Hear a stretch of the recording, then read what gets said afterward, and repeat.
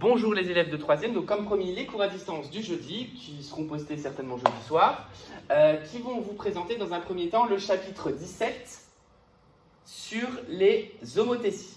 Donc avec un groupe en présentiel, on avait déjà vu cette figure et cette figure a déjà été expliquée, mais pas forcément avec tous, donc ça me permet aussi de mettre tout le monde à jour.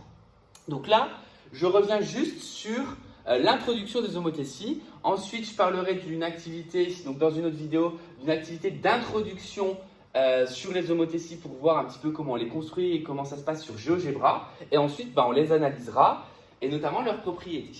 Donc dans un premier temps, une homothétie, c'est quoi? Une homothétie, c'est ce qui va correspondre à une transformation qui va agrandir ou réduire une figure. Donc ça va correspondre, ça va être en lien avec le chapitre aussi sur les agrandissements, réductions. Donc ici, on nous dit que la figure F2 est un agrandissement de la figure F1. Et si on remarque un petit peu, on nous précise de rapport 3. Et on va nous préciser aussi qu'il y a un centre.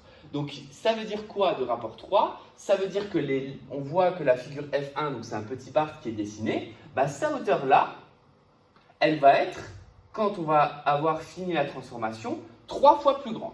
Alors on peut se poser la question, pourquoi 3 fois? Tout simplement parce qu'une homothétie, on va partir d'un centre, on va aller vers une figure et on va reporter un certain nombre de fois, justement, ce certain nombre de fois, ça va être le rapport, pour obtenir l'autre figure. Pourquoi 3 fois alors qu'on voit qu'au final, après la figure 1, le grand Barthes est situé à 2 segments ici, mais on se place toujours par rapport au centre. En gros, ce qu'il faut comprendre pour une homothétie, c'est que je place du centre, je regarde la longueur, par exemple, la longueur du centre jusqu'au sommet du crâne. Cette longueur-là, pour retrouver l'autre sommet du crâne, elle a été depuis le centre reportée 1 fois, 2 fois, 3 fois. Et ainsi, on va pouvoir dire que la figure F1 est agrandie avec un rapport 3, la figure F2 est agrandie avec un rapport 3 de la figure 1. On pourrait exactement retrouver la même chose par rapport au sommet du pied ici. Si je prends le sommet du pied ici, qui a une petite distance là, vous pourrez le mesurer sur vos figures. Si je reporte cette longueur 3 fois depuis le centre, donc 1 fois ici, 2 fois là, je retrouve le sommet du pied qui est ici.